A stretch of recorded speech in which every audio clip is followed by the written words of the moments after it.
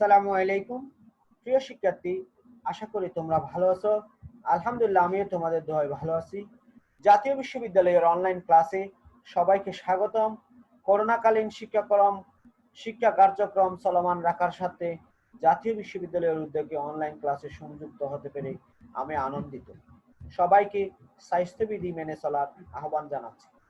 দেখো, আজকে 212703 course code বিশিষ্ট পদার্থের ধর্ম, তরঙ্গ ও স্পন্দন কোর্সের 2 নম্বর লেকচার শুরু করতে যাচ্ছি। আজকের লেকচারের শিরোনাম হচ্ছে মহাকর্ষ। আমি জাহাঙ্গীর আলম, প্রভাষক পদার্থবিজ্ঞান, কক্সবাজার সিটি কলেজ। তাহলে প্রিয় শিক্ষার্থী, আমরা ক্লাসে চলে যাচ্ছি। দেখো, আমাদের প্রথম টপিকস হচ্ছে সুষম পাতলা গুলীয় খোলকের বহিস্থ কোন বিন্দুতে বিভব। সুষম পাতলা গুলীয় খোলকের বহিস্থ কোন বিন্দুতে বিভব। আমরা চিত্রে একটি গোলক দেখতে পাচ্ছি, ও কেন্দ্র বিশিষ্ট একটি গোলক দেখতে পাচ্ছি। এই গোলকের ব্যাসার্ধ হচ্ছে স্মল এ এবং এই গোলকের বহিস্থ একটি বিন্দু পি। এই পি বিন্দুতে আমরা কি নির্ণয় করব? বিভব নির্ণয় করব। দেখো, আমরা প্রথমেই ধরে নিলাম গোলকটির ব্যাসার্ধ স্মল এ এবং গোলকটির প্রতি একক ক্ষেত্রফলের ভর বা তলমাত্রিক ঘনত্ব হচ্ছে রো। দেখো, মনে করে নিয়েছিলাম গোলকটির কেন্দ্র ও এবং গোলকটির কেন্দ্র হতে স্মল আর দূরত্বে অর্থাৎ ওপি দূরত্বে পি বিন্দুতে বিভব নির্ণয় করব। দেখো, খোলকের একটি বিশেষ অংশ এ বি সি ডি রিং বা বলয় কল্পনা করলাম। এ বি সি ডি রিং বা বলয় কল্পনা করলাম। আশা করি তোমরা তোমাদের ডিসপ্লেতে দেখতে পাচ্ছ এ বি সি ডি একটি রিং বা বলয়। এই রিং বা বলয়ের ব্যাসার্ধ যদি বিই হয়, তাহলে আমরা বিই সমান লিখতে পারি ত্রিভুজ ও বিই হতে বিই সমান লিখতে পারি বি সমান ও বি সাইন থিটা। ও বি সাইন থিটা। দেখো, পাশে সাইড নোট দিয়ে দিছি। সাইন থিটা সমান বিই বাই ও বি। এখান থেকে বি সমান ও বি সাইন থিটা। ও বি মানে হচ্ছে গোলকের বা খোলকের ব্যাসার্ধ। খোলকের ব্যাসার্ধ ছিল স্মল এ এবং আমরা লিখতে পারি বিই সমান স্মল এ সাইন থিটা। এবার দেখো, এই এ বি সি ডি রিং এর পরিধি যদি হিসাব করি, আমরা পরিধি সমান জানি যে 2 পাই ইনটু ব্যাসার্ধ। এখানে ব্যাসার্ধ ছিল বিই, তাহলে 2 পাই into a sine theta. 2 pi into কি হবে? এ সাইন থিটা হবে। এখন দেখো, রিংটির বা রিং এর বেধ বা পুরুত্ব হচ্ছে এ বি। এই এ এবং বি বিন্দু কেন্দ্রের সাথে ডি থিটা কোণ উৎপন্ন করছে। কত কোণ উৎপন্ন করছে? ডি থিটা কোণ উৎপন্ন করছে। যদি ডি থিটা কোণ উৎপন্ন করে, আমরা জানি যে বৃত্তের কেন্দ্রে উৎপন্ন কোণ সমান চাপ বাই ব্যাসার্ধ। চাপ বাই ব্যাসার্ধ। এখানে চাপ হচ্ছে এ বি এবং ব্যাসার্ধ হচ্ছে স্মল এ। তাহলে আমরা লিখতে পারি ডি থিটা সমান, এখান থেকে ডি থিটা সমান আমরা লিখতে পারি capital A B by A, বা এ বি সমান A D theta. A B সমান আমরা কি লিখতে পারি? এ ডি থিটা লিখতে পারি। এখন দেখো, যদি রিংটির টোটাল ক্ষেত্রফল হিসাব করি, তাহলে রিংটির ক্ষেত্রফল হবে পরিধি ইনটু বেধ। পরিধি ইনটু কি? বেধ। বুঝতে পারছো? রিংটির ক্ষেত্রফল যদি পরিধি ইনটু বেধ হয়, রিংটির পরিধি ছিল 2 পাই এ সাইন থিটা এবং বেধ বা পুরুত্ব ছিল এ ডি থিটা। তাহলে আমরা টোটাল রিংটির ক্ষেত্রফল লিখতে পারি 2 pi A sine theta into A D theta. A আর এ গুণ করলে আমরা পরবর্তী স্লাইডে পাবো, দেখো, এ আর এ যদি গুণ করি, রিংটির ক্ষেত্রফল পাবো 2 pi square sine theta d theta. এখন দেখো, আমরা রিংটির ভর বের করব। আমরা রিংটির বা খোলকের প্রতি একক ক্ষেত্রফলে ভর বের করছিলাম রো। তাহলে total 2 pi square sine theta d theta ক্ষেত্রফলে ভর হবে 2 pi square sine theta d theta into rho. আমি এটাকে যদি আরেকটু সাজিয়ে লিখি, তাহলে আমরা লিখতে পারি 2 pi square rho sine theta into d theta. এটাকে 1 নং সমীকরণ দিয়ে লিখলাম। এখন দেখো, বিবেচনাধীন রিংটির যে এ বি সি ডি রিংটি কল্পনা করেছিলাম, সেই এ বি সি ডি রিংটির যে কোনো অংশের জন্য পি বিন্দুর দূরত্ব সমান, অর্থাৎ পি বিন্দু এ বি সি ডি রিংটির যে কোনো বিন্দু থেকে এক্স দূরত্বে অবস্থান করে। তাহলে এক্স দূরত্বে এ বি সি ডি রিংটির জন্য পি বিন্দুতে বিভব যদি ডিবি হয়, তাহলে ডিবি সমান আমরা লিখতে পারি মাইনাস ক্যাপিটাল জি ইন্টু রিংটির ভর বাই রিংটি হতে বিন্দুটির দূরত্ব। দেখো এখানে মাইনাস ক্যাপিটাল জি, রিং এর ভর ছিল 2 pi square rho sin theta d theta এবং রিং থেকে পি বিন্দুর দূরত্ব ছিল x। তাহলে আমরা ডিবি সমান লিখতে পারি minus capital G 2 pi square rho sin theta d theta by x, সমীকরণ 2। এখন দেখো আমরা আরেকটু স্লাইডে যাব, চিত্রে যাব। দেখো চিত্রে উ বি পি একটি ত্রিভুজ, উ বি পি একটি ত্রিভুজ। এই উ বি পি ত্রিভুজ থেকে যদি আমি এক্স স্কয়ারের মান বের করতে যাই, তাহলে আমরা পাই এক্স স্কয়ারের মানটা এভাবে লিখতে পারি। দেখো এক্স স্কয়ার ইকুয়াল এ স্কয়ার প্লাস আর স্কয়ার মাইনাস 2 আর এ cos থিটা। কিভাবে আনছি একটু দেখো, এখানে আমি প্রথমে বিই এর মান বের করছিলাম, বিই এর মান পাইছিলাম এ sin থিটা, আবার আমরা উই এর মান বের করছিলাম, উই এর মান পাইছি এ cos থিটা। যেহেতু ভূমি বাই অতিভুজ সমান cos থিটা, তাহলে উই সমান এ cos থিটা। তাহলে পি ই এর মান হবে R minus A cos theta, R minus কি cos theta, A cos theta. P B E সমকোণী ত্রিভুজ হতে আমরা লিখতে পারি পি বি স্কয়ার সমান BE square plus PE square. তাহলে এক্স স্কয়ার সমান আসবে A square sin square theta plus R minus A cos theta whole square. একটু ক্যালকুলেশন করলে আমরা সর্বশেষ এক্স স্কয়ার ইকুয়াল এ স্কয়ার প্লাস আর স্কয়ার মাইনাস 2 আর এ cos theta পাবো। এই সমীকরণটাকে যদি আমরা ব্যবকলন করি, তাহলে আমরা পাবো 2x dx, এক্স স্কয়ার কে ব্যবকলন করলে 2x dx হবে, এ স্কয়ার ধ্রুবরাশি এটাকে ব্যবকলন করলে 0 হবে, আর স্কয়ার ধ্রুবরাশি এটাকে ব্যবকলন করলে 0 হবে। 2 আর এ ধ্রুবরাশি রেখে দিলাম, cos থিটাকে ডিফারেন্সিয়েট করলে minus sin theta d theta হবে। তাহলে টোটাল দাঁড়ায় 2x dx সমান 0 plus 0 minus 2, minus minus plus হয়ে যাবে 2 আর এ sin থিটা d থিটা, বা উভয় পাশে 2 দ্বারা ভাগ করলে x dx সমান আসবে আর sin থিটা d থিটা। এখন দেখো sin থিটা d থিটা সমান হবে x dx by r, x dx by কি আর এ আর, সমীকরণ 3। এখন দেখো এই 3 নং সমীকরণের মান যদি sin থিটা d থিটার মান যদি আমি 2 নং সমীকরণে বসাই দিই, তাহলে sin থিটা d থিটার জায়গায় আসবে x dx by ar, x dx by ar। একটু পরবর্তী স্লাইডে আমরা সেই মানটা যদি বসাই, তাহলে আমরা পাবো মাইনাস জি 2, এখানে একটা স্মল আর দেখতেছি, এই আর এর পরিবর্তে এখানে 5 হবে, মানে প্রিন্টিং মিস্টেক।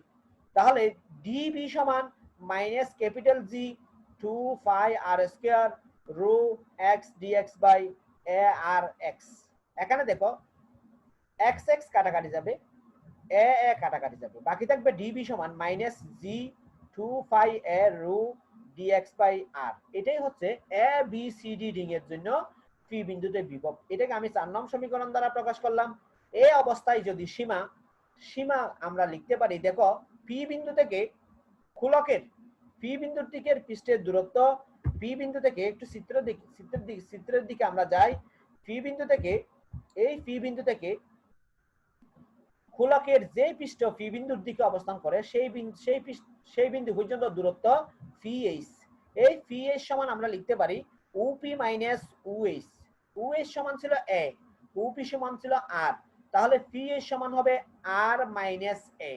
আবার দেখো যে বিন্দুটা পি বিন্দু থেকে পি জে দূরত্ব অবস্থান করে, পি জে মানে হচ্ছে যে ওপি প্লাস ওজে, ওজে মানে হচ্ছে ব্যাসার্ধ স্মল এ এবং ওপি সমান আর। তাহলে টোটাল দূরত্ব হবে আর প্লাস এ। অর্থাৎ আমি 4 নং সমীকরণকে যদি আর মাইনাস এ থেকে আর প্লাস এ সীমার মধ্যে সমাকলন করি, তাহলে টোটাল খোলকের জন্য পি বিন্দুর বিভব পাবো। সমাকলনটা হবে এরকম, ইন্টিগ্রেশন 0 টু ভি ডিবি সমান minus integration r minus a to r plus a 2 pi capital G small a rho by r dx। এখানে দেখো 2 phi g a rho by r এগুলি সব ধ্রুব রাশি, এজন্য আমি বের করে দিলাম। dv কে ইন্টিগ্রেশন করলে v পাবো, সীমা হচ্ছে 0 থেকে v, এবং লিখতে পারি integration r minus a to r plus a dx। dx কে ইন্টিগ্রেশন করলে x পাবো। আমি যদি এখানে একবার v এর মান বসাই, একবার 0 বসাই, তাহলে v মাইনাস 0 হবে। বাম পাশে v মাইনাস 0 সমান আসবে v, তাহলে আমরা লিখতে পারি v সমান minus 2 pi capital G a rho by r integration dx সমান x, সীমা হবে r মাইনাস a থেকে r প্লাস a। তাহলে r মাইনাস a থেকে r প্লাস a মানগুলি যদি বসাই, তাহলে আমরা পাবো r plus a minus r plus a, অর্থাৎ মাইনাস দ্বারা গুণ করলে r মাইনাস a কে মাইনাস দ্বারা গুণ করলে r minus r plus a হবে। মাইনাস r প্লাস r কাটাকাটি যাবে, থাকবে 2a। হিসাব নিকাশ করলে আমরা পাবো v সমান minus capital G 4 pi square rho by small r। আশা করি বুঝতে পারছো মিস্টার নাইমুল ইসলাম, বুঝছো কিনা? জি স্যার। এখন দেখো আমি যদি 4 পাই স্কয়ার রো সমান ক্যাপিটাল m ধরি, 4 পাই স্কয়ার রো সমান যদি কি ধরি, ক্যাপিটাল m ধরি, তাহলে v সমান আসবে minus capital G capital m by small r। এটাকে আমি সমীকরণ 6 দ্বারা প্রকাশ করলাম। আমরা জানি যে যে কোনো বিন্দুর বিভবের রাশিমালা v সমান minus capital G capital m by small r। এখানে ক্যাপিটাল G হচ্ছে মহাকর্ষীয় ধ্রুবক, ক্যাপিটাল M হচ্ছে পৃথিবীর ভর, এবং অথবা যে গোলকের সাপেক্ষে বিন্দুর বিভব নির্ণয় করব সেই গোলকের ভর, এবং আর হচ্ছে বিন্দু এবং গোলকের কেন্দ্রের মধ্যবর্তী দূরত্ব। এবং সমীকরণ 6 হলো সুষম গোলকীয় খোলকের বহিস্থ কোন বিন্দুতে সৃষ্ট বিভবের রাশিমালা। আশা করি প্রিয় শিক্ষার্থী তোমরা বুঝতে পারছো। আমরা একটু পরবর্তী স্লাইডে যাব। দেখো পরবর্তী স্লাইডে আমাদের আছে কেপলারের সূত্র থেকে নিউটনের মহাকর্ষ সূত্রটি প্রতিপাদন করো। আমরা কেপলারের সূত্র জানি, কেপলারের সূত্র হচ্ছে তৃতীয় সূত্রটা মূলত এখানে কাউন্ট করব। কোন একটি গ্রহ যদি সূর্যের চারিদিকে পরিভ্রমণরত অবস্থায় থাকে, সেই ক্ষেত্রে আবর্তনকালের বর্গ সূর্য হতে গ্রহের গড় দূরত্বের ঘনফলের বা ত্রিঘাতের সমানুপাতিক। আমরা জানি নিউটনের সূত্র অনুসারে মহাবিশ্বের প্রতিটি বস্তু পরস্পরকে আকর্ষণ করে। সূর্যের চারিদিকে গ্রহগুলির আবর্তনের কক্ষপথকে যদি আমরা বৃত্তাকার বিবেচনা করি, সেই ক্ষেত্রে কেপলারের সূত্র থেকে নিউটনের মহাকর্ষ সূত্র প্রতিপাদন করা যায়। মনে করলাম স্মল m বরের একটি গ্রহ সূর্যের চারিদিকে স্মল v দূরত্বে r ব্যাসার্ধের কক্ষপথে ঘূর্ণায়মান আছে। সূর্যের কেন্দ্রের অভিমুখে এই ক্ষেত্রে একটি কেন্দ্রমুখী বল ক্রিয়া করবে। এই কেন্দ্রমুখী বলের মান যদি ক্যাপিটাল F হয়, তাহলে আমরা F সমান লিখতে পারি small m small v square by r। সমীকরণ 1। এখন দেখো গ্রহটি যদি t পর্যায়কালে সূর্যের চারিদিকে আবর্তন করে, অর্থাৎ গ্রহটির সূর্যের চারিদিকে আবর্তনকাল যদি ক্যাপিটাল T হয়, সেই ক্ষেত্রে আমরা লিখতে পারি b সমান 2 pi r by capital T। এখানে 2 পাই r হচ্ছে বৃত্তের পরিধি। বৃত্তে একবার ঘুরে আসা মানে হচ্ছে পরিধির সমান দূরত্ব অতিক্রম করা, আর একবার ঘুরে আসতে যদি ক্যাপিটাল T সময় নেয়, তাহলে দ্রুতি b সমান আমরা লিখতে পারি 2 pi r by capital T। এখন 1 নং এবং 2 নং সমীকরণ থেকে আমরা লিখতে পারি F equal small m by small r into 2 pi r by capital T whole square. Calculation করলে আমরা পাবো 4 pi square mr by t square. 4 pi square mr by কি স্কয়ার t স্কয়ার। এটাকে সমীকরণ 3 দিলাম। দেখো আমরা কেপলারের তৃতীয় সূত্র থেকে জানি যে আবর্তনকালের বর্গ সূর্য হতে গ্রহের গড় দূরত্বের ত্রিঘাতের সমানুপাতিক। তাহলে t স্কয়ার প্রপোর্শনালটা আমরা লিখতে পারি r cube. t square proportional to r cube কে আমরা লিখতে পারি, দেখো t স্কয়ার সমান k r কিউব। এখানে k হচ্ছে সমানুপাতিক ধ্রুবক। এটাকে আমি 4 নং সমীকরণ দিয়ে প্রকাশ করলাম। এই 4 নং সমীকরণের মান 3 নং সমীকরণে বসালে আমরা পাবো f সমান 4 pi square mr by k r cube. R R কাটাকাটি যাবে, বাকি থাকবে f সমান 4 pi square m by 4 pi square m by 4 pi square m by k r square. সমীকরণ 5। এখন দেখো সমীকরণ 5 অনুসারে আমরা দেখতেছি যে গ্রহটির ভর আকর্ষণ বলের সমানুপাতিক এবং সূর্য থেকে গ্রহের মধ্যবর্তী দূরত্বের বর্গে ব্যস্তানুপাতিক। আমি এই ক্ষেত্রে 4 পাই স্কয়ার বাই কে কে যদি সমানুপাতিক ধ্রুবক কল্পনা করি সেই ক্ষেত্রে লিখতে পারি 4π² কে সমান ক্যাপিটাল জিএম। এই ক্যাপিটাল জিএম এর মান বা 4π² কে এর মান যদি আমি 5 নং সমীকরণে বসাই সেই ক্ষেত্রে আমরা লিখতে পারি এফ সমান capital G capital M small M by R square. আমরা জানি যে নিউটনের মহাকর্ষ সূত্রের সাধারণ রূপ এফ সমান capital G capital M small M by R square. কেননা ক্যাপিটাল এম এবং স্মল এম বলের দুইটি বস্তু যদি পরস্পর হতে স্মল আর দূরত্বে অবস্থান করে সেই ক্ষেত্রে তাদের আকর্ষণ বল ভরদ্বয়ের গুণফলের সমানুপাতিক এবং বস্তু ভরদ্বয়ের মধ্যবর্তী দূরত্বের বর্গের ব্যস্তানুপাতিক। সেই অনুসারে আমরা লিখতে পারি F proportional to capital M small M by R square বা এফ সমান capital G capital M small M by R square. G হচ্ছে সমানুপাতিক ধ্রুবক এবং এটাই হচ্ছে নিউটনের মহাকর্ষ সূত্রের গাণিতিক রূপ, যেটা আমরা কোত্থেকে পেলাম? কেপলারের তৃতীয় সূত্র থেকে প্রমাণ করলাম। আমরা এখন কেপলারের তৃতীয় সূত্রটি প্রমাণ করার চেষ্টা করব। দেখো, আমি কেপলারের তৃতীয় সূত্রটি প্রমাণ করার জন্য একটি ক্যাপিটাল এম বলের গোলক কল্পনা করলাম, যে গোলকের ব্যাসার্ধ হচ্ছে ক্যাপিটাল আর। কালো রং করা গোলকটার কথা কল্পনা করতেছি। দেখো, এই কালো রং করা গোলকটির ব্যাসার্ধ হচ্ছে ক্যাপিটাল আর এবং এই গোলকটিকে আমি বৃহত্তর একটি গোলক বা বৃহত্তর একটি বস্তু কল্পনা করলাম। এই বৃহত্তর বস্তুর ভর হচ্ছে ক্যাপিটাল এম এবং এই বৃহত্তর বস্তুর পৃষ্ঠ থেকে স্মল এক্স দূরে ছোট্ট একটি বস্তু, যে বস্তুটির ভর স্মল এম, এরকম স্মল এম বলের একটি বস্তু ঘূর্ণনরত অবস্থায় কল্পনা করলাম, ঘূর্ণনরত অবস্থায় আছে কল্পনা করলাম। যেহেতু ক্যাপিটাল এম বলের বস্তুর চারিদিকে একটি স্মল এম বলের বস্তু ক্যাপিটাল আর প্লাস এক্স দূরত্বে ঘূর্ণনরত অবস্থায় আছে, সেহেতু তাদের মধ্যে একটি আকর্ষণ বল কাজ করবে।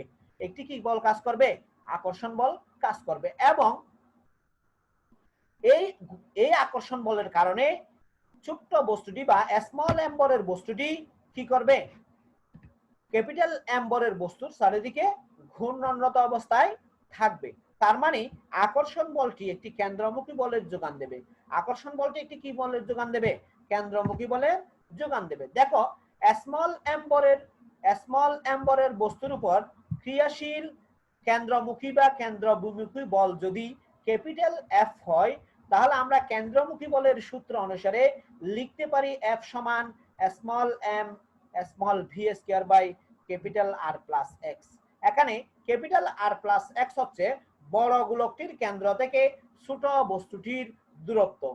আবার ক্যাপিটাল এম এবং স্মল এম বলের বস্তুদ্বয়ের মধ্যে আকর্ষণ বল বা মহাকর্ষ বল যদি এফ হয়, সেই ক্ষেত্রে আমরা এফ সমান লিখতে পারি capital G capital M small M by capital R plus x whole square. দেখো, আমি বলছিলাম ছোট বস্তুটি বা স্মল এম বলের বস্তুটি যখন ক্যাপিটাল এম বলের বস্তুকে কেন্দ্র করে ঘূর্ণায়মান অবস্থায় থাকে, সেই ক্ষেত্রে ঘূর্ণায়মান অবস্থায় থাকার জন্য যে কেন্দ্রমুখী বলের প্রয়োজন হয়, সেই কেন্দ্রমুখী বল মহাকর্ষ বলের কারণে বা তাদের মধ্যেকার যে আকর্ষণ বল সৃষ্টি হয়, সেই আকর্ষণ বলের কারণে সৃষ্টি হয়। অর্থাৎ আকর্ষণ বা মহাকর্ষণ বলটি কেন্দ্রমুখী বলের যোগান দেয়। সেহেতু আমরা লিখতে পারি small V square by capital R plus X সমান capital G capital M small M by R plus x whole square.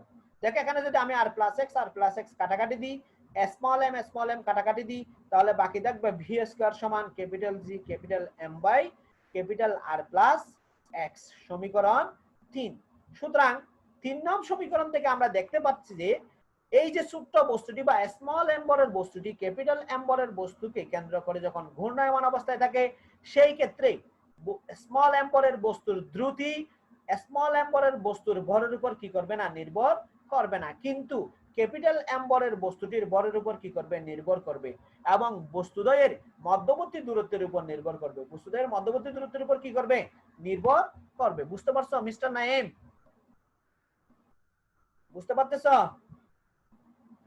এখন পথে ঘূর্ণায়মান বস্তুটির রৈখিক বেগ যদি ভি হয় এবং কৌণিক বেগ ওমেগা হয়, তাহলে রৈখিক বেগ ও কৌণিক বেগের সম্পর্ক থেকে আমরা লিখতে পারি বি সমান ওমেগা আর। এখানে আর এর পরিবর্তে দূরত্ব হচ্ছে ক্যাপিটাল আর প্লাস এক্স, সেহেতু ভি সমান আমরা লিখব omega into capital R plus x.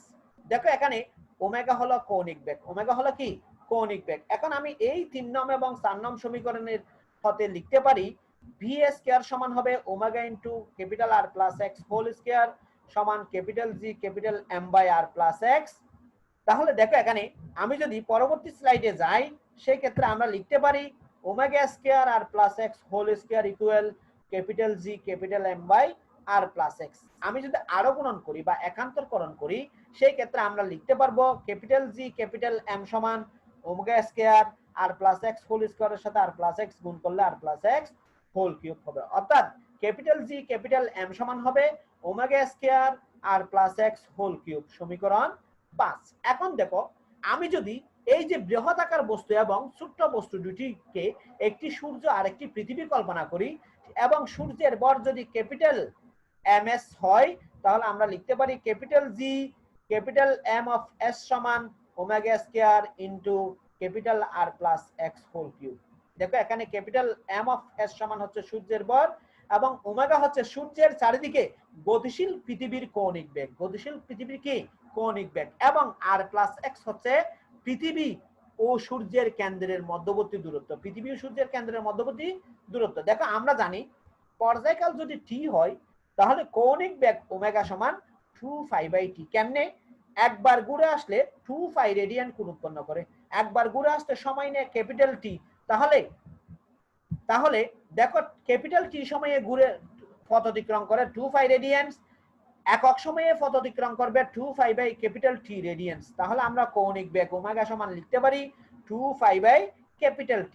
এখন আমি capital G capital M of S equal যেখানে ওমেগা ছিল সেখানে 2π/T যদি বসিয়ে দিই তাহলে আমরা লিখতে পারি 2π/T whole square into R plus x whole cube, আর প্লাস এক্স হোল কিউব, সমীকরণ 6। এই সমীকরণ 6 হচ্ছে গ্রহ ও উপগ্রহের গতি সংক্রান্ত মৌলিক সমীকরণ। গ্রহ ও উপগ্রহের গতি সংক্রান্ত মৌলিক সমীকরণ। এখন দেখো এই সমীকরণ থেকে আমরা টি স্কয়ার সমান লিখতে পারি। দেখো একটু টি স্কয়ার, আমি পূর্ববর্তী স্লাইডে আবার যাচ্ছি। এখান থেকে আমরা টি স্কয়ার সমান লিখতে পারি একান্তরকরণ করলে 4π square by capital G capital M S M of S into R plus x whole cube.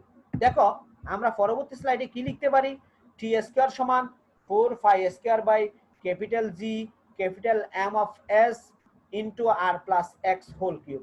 এখন দেখো আমি যদি ক্যাপিটাল আর প্লাস এক্স সমান স্মল আর কল্পনা করি, ক্যাপিটাল আর প্লাস এক্স সমান স্মল আর কল্পনা করি এবং এই স্মল আর সমান সূর্য ও পৃথিবীর মধ্যকার গড় দূরত্ব কল্পনা করি, সেই ক্ষেত্রে আমরা লিখতে পারি টি স্কয়ার সমান 4π square by capital G capital M of S into R cube, capital M of S into কি কিউব আর কিউব। এখন দেখো এখন যদি 4π স্কয়ার ক্যাপিটাল জি এবং সূর্যের ভর ক্যাপিটাল এম অফ এস প্রত্যেকটি ধ্রুব রাশি হয় তাহলে আমরা লিখতে পারি 4π square by capital G capital M of S সমান ধ্রুবক, capital G capital M of S সমান কি ধ্রুবক। 4π square by capital G capital M of S সমান যদি ধ্রুবক হয় সেহেতু 7 নং সমীকরণ থেকে আমরা লিখতে পারি T square proportional to R cube. T square proportional to কি কিউব আর কিউব, যেটা ছিল কেপলারের তৃতীয় সূত্র, যেটা ছিল কেপলারের গতি সংক্রান্ত কি সূত্র তৃতীয় সূত্র। সেখানে সেটার বিবৃতি ছিল এরকম, কোন গ্রহের সূর্যের চতুর্দিকে পরিভ্রমণের পর্যায়কালের বর্গ, আবার বলতেছি কোন গ্রহের সূর্যের চারিদিকে পরিভ্রমণের পর্যায়কালের বর্গ সূর্য থেকে গড় দূরত্বের ত্রিঘাতের সমানুপাতিক। অর্থাৎ সূর্য থেকে গ্রহের যে গড় দূরত্ব সেই গড় দূরত্বের ঘনফলের সমানুপাতিক। যদি পর্যায়কাল টি হয় এবং গড় দূরত্ব আর হয় তাহলে আমরা লিখতে পারি T square proportional to R cube. তাহলে আমরা দেখতেছি যে কি করতে পারতেছি, কেপলারের তৃতীয় সূত্রটি আমরা কি করে ফেললাম, প্রমাণ করে ফেললাম। বুঝতে পারছো? কোনো সমস্যা হয়েছে বা কোনো সমস্যা আছে? Naim, thank you. দেখো আমরা এখন পৃথিবী পৃষ্ঠ হতে বা জি এর সাহায্যে কোন উঁচু স্থানের উচ্চতা নির্ণয় করার চেষ্টা করব। জি এর সাহায্যে বা অভিকর্ষ ত্বরণের সাহায্যে কোন উঁচু স্থানের উচ্চতা নির্ণয় করার চেষ্টা করব। দেখো আমি একটু দেখাচ্ছি, একটু হোয়াইট বোর্ড নিয়ে আসতেছি।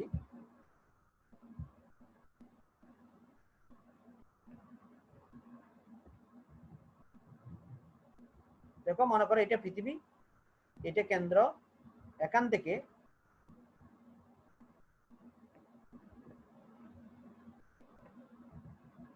মনে করো এটা একটা পাহাড়, এটা এটা এইচ,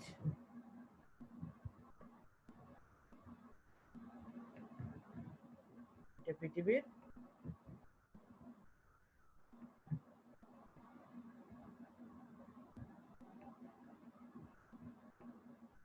এটা পৃথিবীর ব্যাসার্ধ আর। অর্থাৎ পৃথিবী একটি পৃথিবী, এই পৃথিবীর উপর একটি উঁচু স্থান রয়েছে, এই উঁচু স্থানের আমরা কি নির্ণয় করব? উচ্চতা নির্ণয় করব। দেখো উচ্চতা কিভাবে নির্ণয় করব একটু কাইন্ডলি দেখো।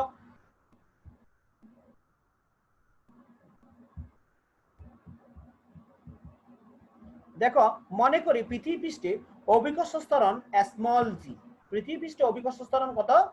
Small g. অতএব আমরা লিখতে পারি small g equal capital G capital M by capital R square. আমরা জানি যে মহাকর্ষীয় ধ্রুবক এবং অভিকর্ষ ত্বরণের মধ্যকার সম্পর্ক হচ্ছে স্মল জি সমান capital G capital M by R square. এটাকে আমি 1 নং সমীকরণ দিলাম। এখানে ক্যাপিটাল জি মানে হচ্ছে মহাকর্ষীয় ধ্রুবক, ক্যাপিটাল এম মানে মনে করলাম পৃথিবীর ভর, ক্যাপিটাল আর হচ্ছে পৃথিবীর ব্যাসার্ধ। এখন দেখো পৃথিবী পৃষ্ঠ থেকে কিছুক্ষণ আগে যে চিত্রটা আমরা দেখছিলাম, যে চিত্র আমরা হোয়াইট বোর্ডে আঁকছিলাম, সেখানে আমরা দেখছি যে পৃথিবী পৃষ্ঠ থেকে একটি উঁচু স্থান রয়েছে পৃথিবী পৃষ্ঠের উপর, যে উঁচু স্থানের উচ্চতা হচ্ছে স্মল এইচ। অতএব এই স্মল এইচ উচ্চতায় অভিকর্ষ ত্বরণকে যদি আমি জি দ্বারা জি প্রাইম দ্বারা প্রকাশ করি, জি প্রাইম দ্বারা প্রকাশ করি, মূলত আমি এখানে এইচ এর মান বাইর করব। কার মান বাইর করব? ওই যে পাহাড়ের উচ্চতা এইচ, এই এইচ এর মান বাইর করব। এই এইচ উচ্চতায় অভিকর্ষ ত্বরণ আমি মনে করলাম জি প্রাইম। তাহলে জি প্রাইম সমান আমরা লিখতে পারি capital G capital M by R plus H whole square. এখানে আর প্লাস এইচ কেন হলো? পৃথিবীর ব্যাসার্ধ ছিল আর, বস্তুটি ছিল পৃথিবী পৃষ্ঠ থেকে এইচ উচ্চতায়। তাহলে এইচ উচ্চতায় অভিকর্ষ ত্বরণ হবে কেন্দ্র থেকে এইচ উচ্চতা পর্যন্ত দূরত্ব, তার মানে capital R plus H whole square. অর্থাৎ জি প্রাইম সমান capital G capital M by R plus H whole square. এটাকে 2 নং সমীকরণ দিলাম। 1 নং সমীকরণকে যদি আমি 2 নং সমীকরণ দ্বারা ভাগ করি, তাহলে আমরা লিখতে পারি small G by G prime সমান capital R plus H whole square by R square. দেখো এখানে আমরা যদি একটু আরেকটু লিখতাম তাহলে আমাদের আর দুই একটা লাইন লিখতে হতো, সময়ের স্বল্পতার কারণে আমি সেই লাইনগুলো লিখতেছি না। এখানে আমি যদি 1 নং সমীকরণকে 2 নং সমীকরণ দিয়ে ভাগ করি, তাহলে জিএম জিএম কাটাকাটি যাবে, বাকি থাকবে R plus H whole square by R square. তাহলে দেখো জি বাই জি প্রাইম সমান small G by small G prime সমান আমরা লিখতে পারি 1 plus H by R whole square, 1 plus H by R whole square. আশা করি বুঝতে পারছো আমি কিভাবে লিখছি। ওই যে আমি একটু ভগ্নাংশগুলিকে পৃথক আকারে লিখছি, এজন্য R plus H by R whole square সমান হয়ে গেছে 1 plus H by R whole square. এটাকে আমি 3 নং সমীকরণ দিলাম। ভূপৃষ্ঠে একটি সরল দোলকের দোলনকাল যদি t1 হয়, একটি সরল দোলকের দোলনকাল যদি t1 হয়, দোলনকালের সমীকরণ অনুযায়ী আমরা লিখতে পারি t proportional to t সমান 2 pi square root of l by g, 2 pi square root of l by g. l হচ্ছে দূরত্ব, l হচ্ছে কি সরল দোলকের সুতার দৈর্ঘ্য, সরল দোলকের সুতার দৈর্ঘ্য। তাহলে আমি যদি t1 কল্পনা করি, তাহলে t1 সমান লিখতে পারি 2 pi square root of l by G. তাহলে t1 স্কয়ার সমান হবে 4 pi square l by G. এটাকে আমি সমীকরণ 4 দিলাম। আবার এইচ উচ্চতায় ওই দোলকের দোলনকাল যদি t2 হয়, এইচ উচ্চতায় ওই একই দোলকটার দোলনকাল যদি t2 হয়, তাহলে আমি t2 স্কয়ার সমান লিখতে পারি পূর্বের 4 নং সমীকরণের অনুরূপ t2 স্কয়ার সমান আমরা লিখতে পারি 4 pi square l by G prime, l by G prime. কারণ আমরা মনে করছিলাম এইচ উচ্চতায় অভিকর্ষ ত্বরণ ছিল জি প্রাইম, এইচ উচ্চতায় দোলনকাল ছিল t2 এবং উচ্চতা যেহেতু এইচ, সেহেতু আমরা লিখতে পারি t2 স্কয়ার সমান 4 pi square l by G prime. দেখো আমি 4 নং সমীকরণকে যদি 5 নং সমীকরণ দিয়ে ভাগ করি, দেখো 4 নং সমীকরণকে 5 নং সমীকরণ দিয়ে ভাগ করলে t1 square by t2 square সমান t1 square by t2 square সমান দেখো 4 pi square l by g ভাগ 4 pi square l by g prime. 4 pi square কাটাকাটি যাবে, l বাই g প্রাইম উল্টে গিয়ে g প্রাইম বাই l হবে, l l কাটাকাটি যাবে, বাকি থাকবে g prime by g, small g prime by g। তাহলে আমরা পাচ্ছি t1 square by t2 square সমান t1 square by t2 square সমান g small g by t1 square by t2 square সমান g prime by small g prime by g। বা আমি যদি একটু ব্যস্তকরণ করি, দেখো একটু ব্যস্তকরণ করলে অর্থাৎ মানটাকে যদি আমি একটু উল্টে দিই তাহলে দেখতে পাবো g by small g by g prime সমান t2 square by t1 square, t2 square by কি t1 স্কয়ার। এখন দেখো আমরা কি পাচ্ছি, 3 নং এবং 6 নং থেকে পাই। দেখো 3 নং কি ছিল আমাদের, 3 নং সমীকরণটা ছিল g বাই g প্রাইম সমান small g by small g prime সমান 1 plus h by r whole square, এবং 6 নংয়ে small g by small g prime সমান t2 square by t1 square, t2 square by কত t1 স্কয়ার। এখন দেখো যদি আমি এই 3 নং সমীকরণ এবং 6 নং সমীকরণ থেকে 6 নং সমীকরণকে কি করি সমতুল্য করি, সেই ক্ষেত্রে আমরা লিখতে পারি, দেখো আমরা কি লিখতে পারি, t2 square by t1 square সমান 1 plus h by r whole square, 1 by h by 1 plus h by r whole square.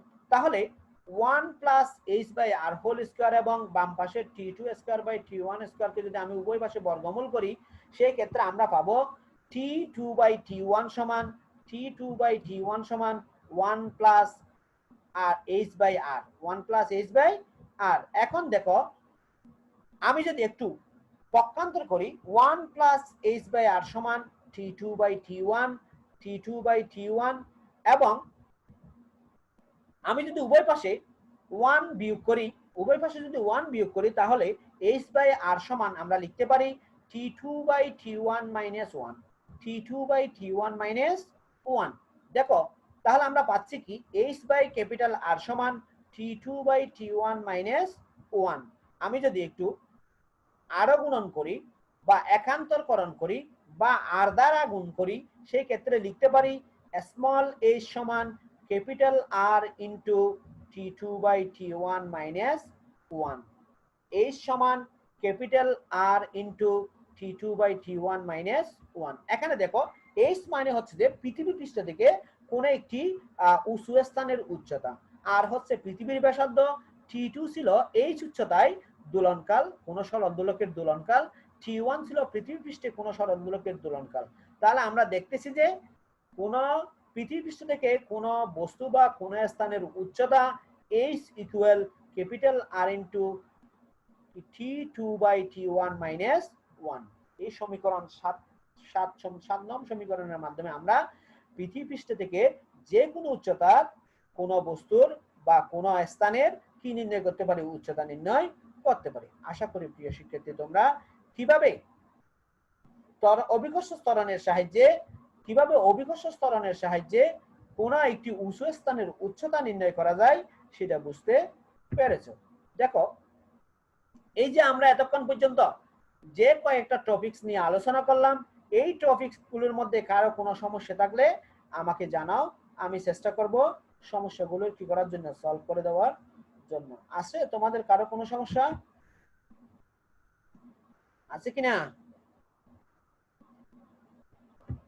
দেখো আমি আরেকটু রিভিউ করতেছি, আজকের ক্লাসটা আমি আরেকটু রিভিউ করতেছি। আমার প্রথম টপিক ছিল খুলকের বহিস্থ কোন বিন্দুতে বিভব নির্ণয় করো। দেখো পাতলা খুলক, এই খুলকের বহিস্থ কোন বিন্দুতে বিভব নির্ণয় করা, এই প্রশ্নটি কিন্তু খুবই কমন এবং বিভিন্ন পরীক্ষায় এই প্রশ্নটি অনেকবার আসছে যে আমি দেখছি, সেজন্য আজকের ক্লাসে আমি এই প্রশ্নটা এই টপিকসটা আলোচনায় রাখছি। দেখো এটা তোমরা ইন্টারমিডিয়েটও পড়েছ খোলকের বহিস্থ কোন বিন্দুতে বিভব, অনেক গুরুত্বপূর্ণ একটা টপিকস, আশা করি তোমরা বুঝতে পারছো। এছাড়াও এই খোলকের বহিস্থ কোন বিন্দুতে বিভব ছাড়াও আমরা কেপলারের সূত্র থেকে নিউটনের মহাকর্ষ সূত্র কিভাবে প্রতিপাদন করব বুঝতে পেরেছি। অনেক সহজ একটা টপিকস, কেপলারের সূত্র থেকে মহাকর্ষ সূত্র প্রতিপাদন। কেপলারের সূত্রটি ছিল কোন গ্রহ যখন সূর্যকে কেন্দ্র করে পরিভ্রমণরত অবস্থায় থাকে, সেই ক্ষেত্রে তার পর্যায়কালের বর্গ সূর্য হতে গ্রহের গড় দূরত্বের ঘনফলের সমানুপাতিক বা ত্রিঘাতের সমানুপাতিক। অনেক সহজ একটা সমীকরণ, এটিকে কেপলারের তৃতীয় সূত্র নামে পরিচিত এটি। এবং আমরা সে সাথে আমরা আজকে প্রমাণ করলাম কেপলারের তৃতীয় সূত্রটি কিভাবে প্রমাণ করা যায়। আমরা এই ক্ষেত্রে একটি বড় গোলক বা বড় বস্তু কল্পনা করছি, যে বস্তুটির ভর ছিল ক্যাপিটাল এম, এবং এই বস্তুর চতুর্দিকে ঘূর্ণনরত অবস্থায় আরেকটি গ্রহ বা বস্তু কল্পনা করছি, যে বস্তুটির ভর ছিল স্মল এম। বড় বস্তুটির কেন্দ্র থেকে ছোট বস্তুটির দূরত্ব ছিল capital R plus x. Capital R ছিল বড় বস্তুটির